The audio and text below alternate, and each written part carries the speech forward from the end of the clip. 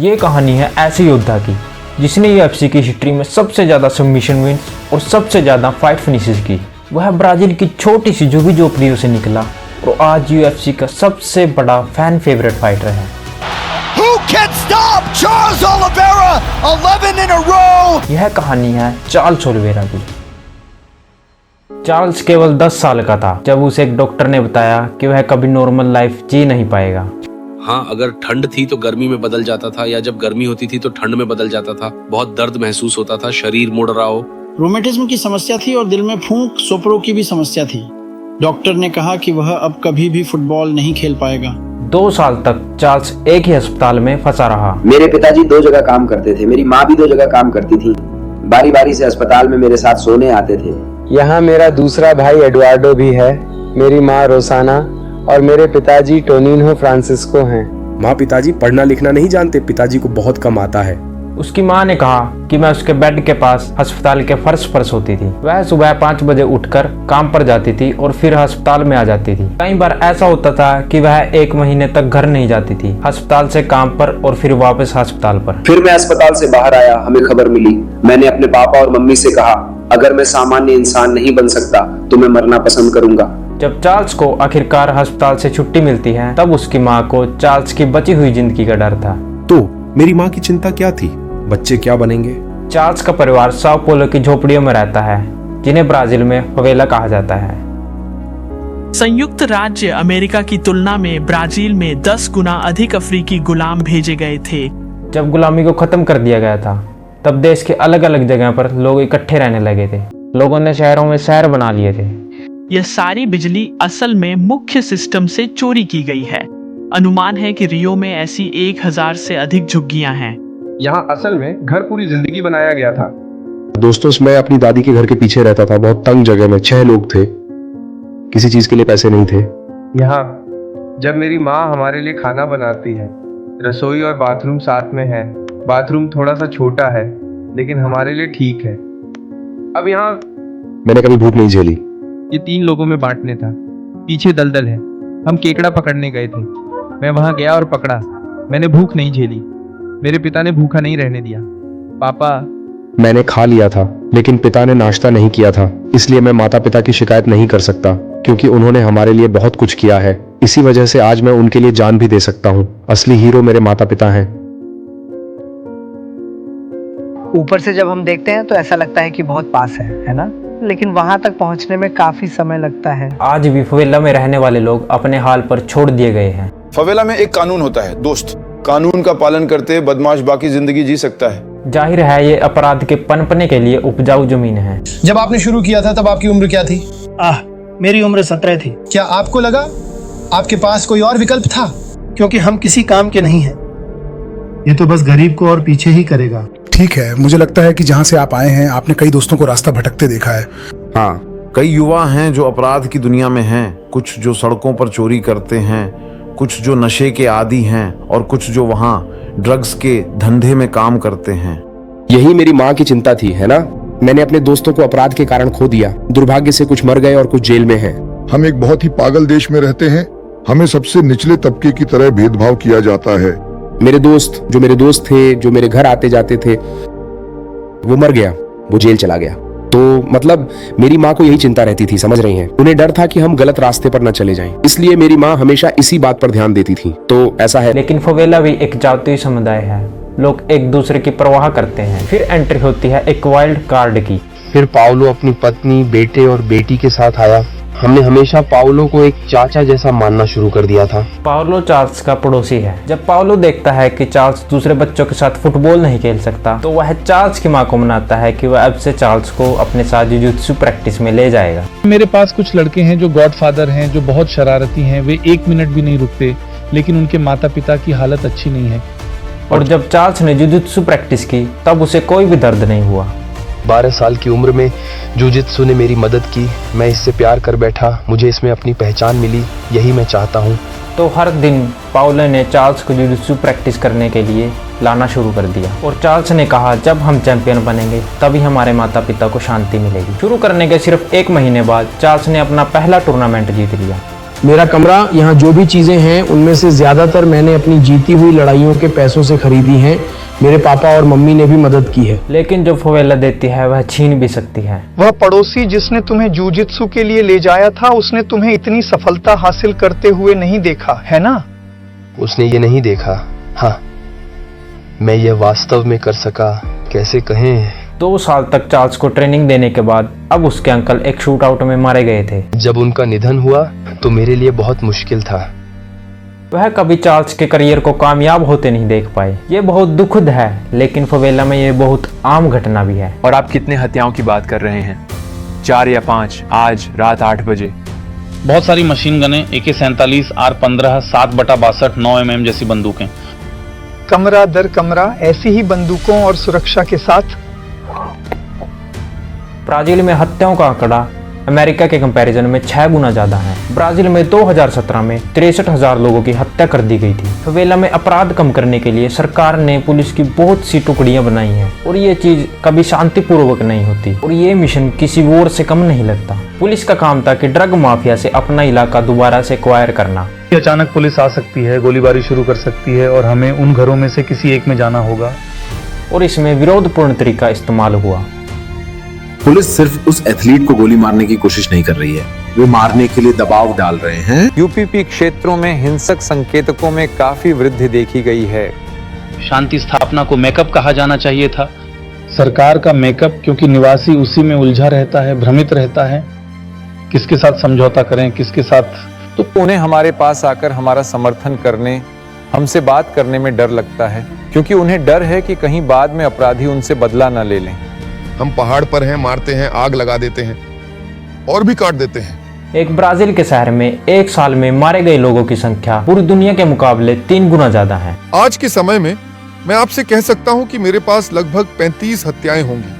35 हत्याओं का रिकॉर्ड। 18 साल की उम्र में मैंने MMA में डेब्यू किया। बाहर रहने का अनुभव है ना। मैंने साउथ में ट्रेनिंग की, फिर वापस आया और उसके बाद UFC के साथ साइन किया। वह सिर्फ 21 साल की उम्र में UFC में दाखिल हुआ और सिर्फ एक और इंसान इतनी कम उम्र में UFC में दाखिल हुआ और आज वो UFC का वर्ल्ड चैंपियन है अनडिफिटेड रिकॉर्ड के साथ, जॉन जोन्स। आप में से कई लोग मुझे जॉन जोन्स की कहानी सुनाने के लिए कह रहे थे, तो जॉन जोन्स पर कहानी जरूर आएगी। अगर आप जॉन जोन्स की कहानी देखना चाहते हैं तो आप मेरे चैनल को सब्सक्राइब कर सकते हैं। अगर आप में से कुछ लोग ये जानना चाहते हैं कि मैं अपनी वीडियोस को कैसे एडिट करता हूँ, मैं कैसे इन डॉक्यूमेंट्रीज को बनाता हूँ, तो आप मेरे चैनल को ज्वाइन कर सकते हैं और वहाँ पर आपको ऐसा कंटेंट मिलेगा जो किसी और को नहीं मिलेगा। जब मैंने VC सिने के साथ साइन किया, मेरे पापा ने लिया। मेरे पापा बैठे थे, मेरी आंखों में आंसू आ गए। यह एक भावुक पल था। मैंने साइन किया, फिर मेरे पापा ने कहा, तुम अपने सबसे बड़े सपने का कॉन्ट्रैक्ट साइन कर रहे हो। हमारे सपने का, हमारे सबसे बड़े सपने का पहुंचना आसान है, मुश्किल यह है कि हम खुद को बनाए रखें। ब्राजील के महान फाइटर्स की नई पीढ़ी, यहाँ चार्ल्स ओलिवेरा है।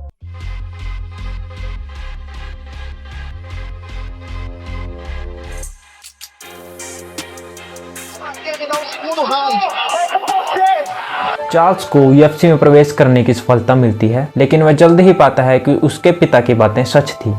वह हारने लगता है। मेरी हारें उसी चीज में हुई जिसे मैं सबसे अच्छा करना पसंद करता हूँ, यानी जूजित्सु। तो सोचिए, ऐसे समय में आपके दिमाग की हालत कैसी होती है। UFC में जो फाइटर्स की नई पीढ़ी है वह हारने पर अपना वेट क्लास बदल देते हैं। एक दिन की घोषणा में चार्ल्स अपना वजन बताते हैं कि वह 80 किलो का है और वह लाइट वेट डिवीजन में फाइट करेगा, जो कि 70 किलो के आसपास होती है। काउबॉय सुरुनी से हारने के बाद चार्ल्स डिसाइड करते हैं कि वह फेदर वेट डिवीजन में फाइट करेंगे, जो कि 65 किलो के आसपास होती है। तो अब चार्ल्स लगभग 15 किलो का वेट कट करेंगे। मेरी माँ वजन तौलने के समय बहुत रोई थी। मैं पहले से ही दुबला हूँ, सोचो अगर मैं और भी कम वजन करता, आधा आधा। मैं लड़ता रहूंगा, खुद को दांव पर लगाऊंगा और चीजों को हकीकत बनाऊंगा। फाइट वीक के दौरान ज्यादातर वजन पानी के रूप में कम होता है, तो सही समय पर सही वजन पाने के लिए एकदम सटीक तरीका और समय जरूरी है। क्या कभी तुम्हारा वजन कम हुआ है कि उसने तुम्हें पूरी तरह थका दिया हो? मेरे साथ हुआ है, जब वजन नहीं बना पाया, कट नहीं कर पा रहा था। लेकिन तुम्हें लगता है जटिल होता है, लेकिन होता है। चार्ल्स 4 बार वजन नहीं बना पाते और 2014 में वेट कट के कारण बीमार भी पड़ जाते हैं और फेदरवेट डिवीजन में वो 7 जीत और 5 हार का रिकॉर्ड बनाते हैं और इसमें से एक फाइट में चार्ल्स को लगभग लकवा होने वाला था। मैंने सोचा था कि मैं फिर कभी चल नहीं पाऊंगी, कि मेरे शरीर के बाएं हिस्से में अब कोई हरकत नहीं रहेगी। ये मेरी जिंदगी का बहुत ही मुश्किल समय था। अब घर की हालत और भी खराब होती जा रही है। जैसे जैसे 2016 के ओलंपिक नजदीक आ रहे हैं, सरकार फवेला को साफ करना शुरू कर देती है। जब उन्होंने कहा कि ओलंपिक रियो डी जनेरियो में होंगे तो हमें पहले से ही पता था कि हमारी समस्या बढ़ने वाली है। सरकार ब्राजील के लोगों को शहर से बाहर शिफ्ट करना शुरू कर देती है और इन अभियानों के कारण अक्सर पुलिस और लोगों में टकराव हो जाता है, जिसके कारण पुलिस की बनाई गई टुकड़ियों पर सवाल उठने लगते हैं। अमेरिका में 37,000 गिरफ्तारियों में सिर्फ एक की मौत होती है, लेकिन ब्राजील में ये 23 में से एक का है। फेवेला में पुलिस भेजने से कुछ भी नहीं होगा, बस आम लोगों को ही मारा जा रहा है। कई बार देखो फायरिंग होती है, बच्चे मर रहे हैं, मासूम लोग गोलीबारी की चपेट में आ रहे हैं। ऊपर से पुलिस वाले ने गोली चलाई थी, जैसा कि आप यहाँ देख सकते हैं। गोली दरवाजे को पार कर गई, मेरी माँ के पूरे शरीर से निकल गई और मेरी माँ हमारे घर की रीढ़ थी और उनकी यादें बस बढ़ती ही जा रही हैं। मैंने वह धमाका और उसका चीखना सुना। माँ, मेरे बेटे की खोपड़ी का एक टुकड़ा यहीं कमरे में रह गया था।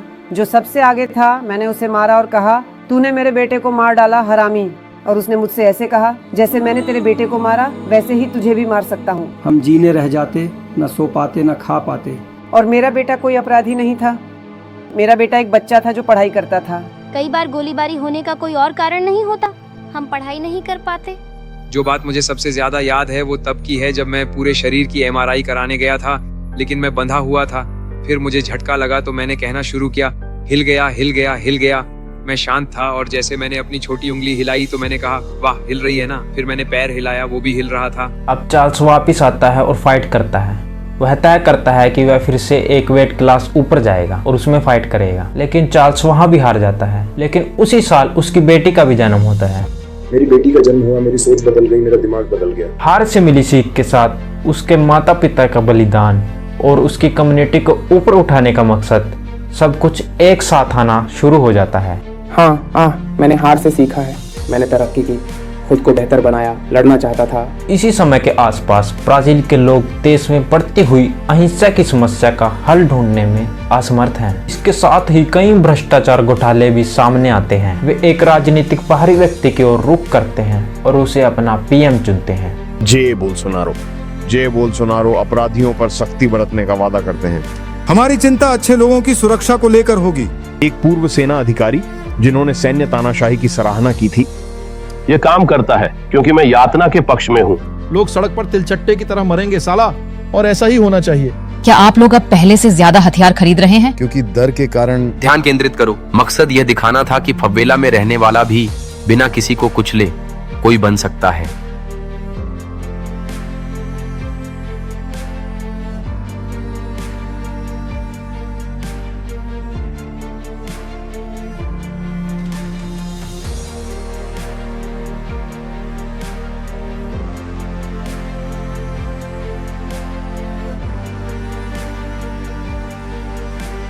खिब नूरमा ने UFC लाइटवेट चैंपियन से मुलाकात की है और उन्होंने आधिकारिक तौर पर कहा है कि वह रिटायर होंगे। मैं अपने पिता के बिना यहाँ नहीं आ सकता। आखिरकार चार्ल्स को फॉर्मर बेलाटोर चैंपियन माइकल चैंडलर के खिलाफ चैंपियनशिप फाइट करने का मौका मिला। मुझे लगता है कि चार्ल्स में बहुत विकास हुआ है, क्योंकि हमने उसे ऐसे कुछ प्रदर्शन करते देखा है, लेकिन वह टूटने का बिंदु अभी भी मौजूद है। मैं और मेरा परिवार 2021 में एक सपना, एक लक्ष्य लेकर चल रही है। चार्ल्स ओलिवेरा नए लाइटवेट चैंपियन हैं। ये जीत हमारी है, मेरी जान। हाँ, निश्चित रूप से ये बेल्ट हमारी ही है। क्या हमें पुलिस वालों को इन लोगों के हाथों मरने देना चाहिए? वह आता है, समस्या हल करता है, चाहे 10, 15 या 20 को मारना पड़े। हम क्या कर सकते हैं? वो एक पुलिस वाले के घर को उड़ा देगा सिर्फ इसलिए कि वह आदमी पुलिस वाला है जिसने बोल्सोनारो का आदेश माना था।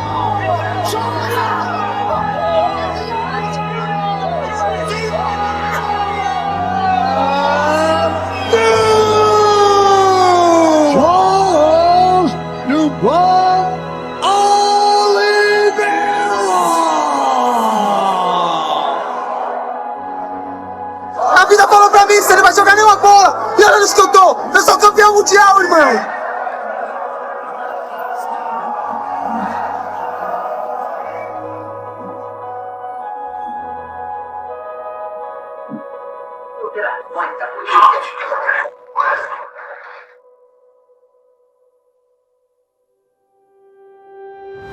किसी के अपने सपने होते हैं और हमारी कम्युनिटी तो सपनों से भरी हुई है। आप लोग मेरी कहानी जानते हैं। डॉक्टरों ने कहा था कि मैं एक भी बॉल नहीं खेल सकता और आज मैं लाइट वेट वर्ल्ड चैंपियन हूँ। जब डनाई ने मेरी कमर पर बेल्ट बांधी तो मेरे दिमाग में सबसे पहले मेरे पापा का ख्याल आया।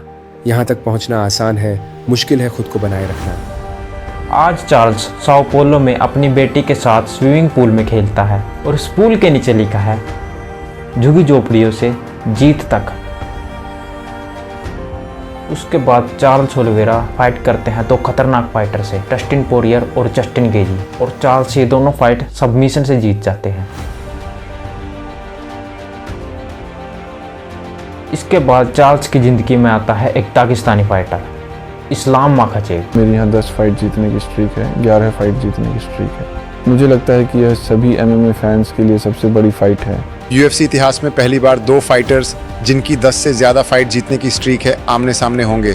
लोग कहेंगे कि ये अब तक की तुम्हारी सबसे कठिन फाइट है। क्या तुम इससे सहमत हो? नहीं। इस्लाम उसे गहरे समुद्र में ले जाएगा और उसे मजबूत बनाएगा। चार्ल्स ओलिवेरा के खिलाफ कुछ नहीं, लेकिन इस्लाम एक अलग स्तर पर है।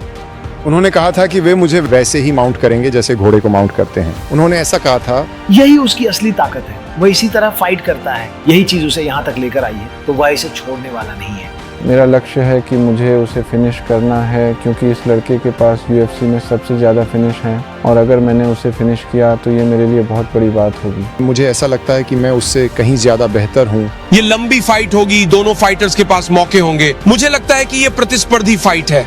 मुझे इस आदमी के लिए पूरी दुनिया का सम्मान है, लेकिन मैं एक शार्प शूटर हूँ। मैं लगातार आगे बढ़ता रहूंगा और मैं उसे पहले राउंड में नॉकआउट कर दूंगा। ये लड़ाई आसान नहीं होने वाली है, क्योंकि ये आदमी चैंपियन है। इसके पास बेहतरीन स्किल्स हैं, ग्रैपलिंग स्किल्स, स्ट्राइकिंग स्किल्स। ये बहुत अच्छी फाइट होने वाली है। लाइटवेट का चैंपियन चार्ल्स ओलिवेरा, इसमें कोई बदलाव नहीं आया। मैं यहाँ अपना टाइटल डिफेंड करने आया हूँ। ये मुकाबला पूरा चल सकता है, किसी के भी पक्ष में जा सकता है। मेरी पसंद चार्ल्स ओलिवेरा। मेरा नाम मत लो, मैंने कभी तुम्हें मेरा नाम लेते नहीं सुना। तुम्हारा नाम लेने की कोई वजह नहीं थी। चैंपियन का नाम चार्ल्स ओलिवेरा है। मुझे लगता है ओलिवेरा ये फाइट जीतेंगे। उनकी 33 जीतों में से 30 फिनिश से आई हैं। यह मुकाबला फिनिश से खत्म होगा। ओलिवेरा खड़े खड़े चोट पहुंचाएगा, फिर जकड़ लेगा और सबमिशन से मुकाबला खत्म करेगा। 70% लोग चार्ल्स ओलिवेरा को इस्लाम तरजीह देते हैं। मुझे लगता है कि वह फाइट के आखिर में नॉकआउट या ग्राउंड एंड पाउंड से मुकाबला रोक देगा। तुम्हें और तुम्हारे पीछे खड़े लोगों को क्या लगता है, इसमें क्या होने वाला है? नहीं कोच। और अगर वह इस्लाम को फिनिश कर देता है तो क्या यह तर्क जायज है कि चार्ल्स ओलिवेरा UFC के इतिहास के सबसे महान लाइटवेट हैं? हाँ। मैं कोई स्ट्राइकर नहीं हूँ, मैं कोई जूजित्सु फाइटर नहीं हूँ, मैं कोई रेसलर नहीं हूँ। मैं इस समय सबसे बेहतरीन MMA फाइटर हूँ। ये फाइट दिखेगी 22 अक्टूबर को इस्लाम माखाचेव क्या करने। एक बार फिर दुनिया को चौंकाऊंगा। वह पूरी ताकत के साथ आया, सामने आकर खड़ा हो गया और तुरंत ही खुद को इस्लाम की स्ट्राइकिंग रेंज में डाल दिया, जो कि एक गलती थी। लड़ाई की शुरुआत में ही उसने एक बायां या दायां पंच खा लिया। मुझे पता है इस लड़के का जूजित्सु अच्छा, लेकिन मैंने हमेशा सबको कहा मुझे उसके जूजित्सु से फर्क नहीं पड़ता, क्योंकि मुझे अपनी स्किल्स पर भरोसा। मुझे लगता है कि चार्ल्स ने थोड़ा दबाव कम कर दिया, क्योंकि वह समझ गया था कि माखाचेव लेवल बदल सकता था और उसे नीचे गिरा सकता था। वह स्टैंड अप में कम आक्रामक था और मुझे लगता है कि आखिरकार यही उसकी हार की वजह बनी। चार्ल्स ओलिवेरा श्रेय उसने डटकर मुकाबला किया। इस्लाम एक अलग ही स्तर पर है। इस लड़ाई के बाद मैं खुद को पहले जैसा महसूस नहीं कर रहा था। जैसे मुझे ऐसा नहीं लग रहा था कि मैं लड़ाई में हूँ। आखिरकार इसी वजह से वह गिरा और फिर मुकाबला खत्म हो गया।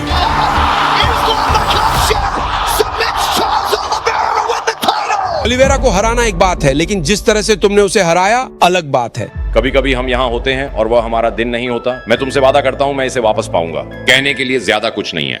आज वह मुझसे बेहतर था। मेरा मतलब है कहने के लिए ज्यादा कुछ नहीं है। मैं उसका सम्मान करता हूँ, क्योंकि ये आदमी बहुत मजबूत है। जानते हो, ये आसान जिंदगी से नहीं आया है। कोई भी मुझे उतना जोर से नहीं मार सकता जितना जिंदगी ने मुझे मारा है।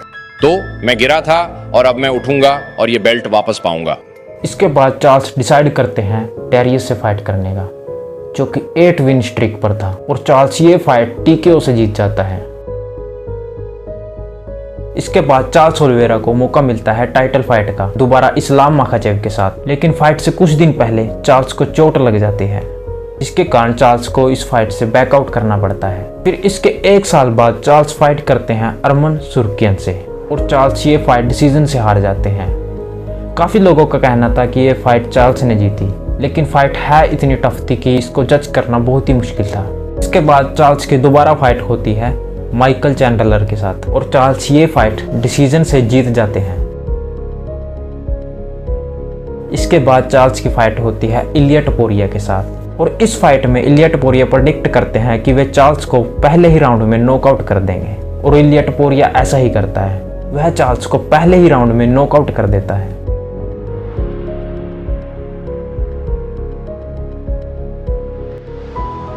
फिर चार्ल्स सिर्फ 3 महीने में दोबारा फाइट करता है गैमरोट के खिलाफ और चार्ल्स इस फाइट को सबमिशन से जीत जाता है।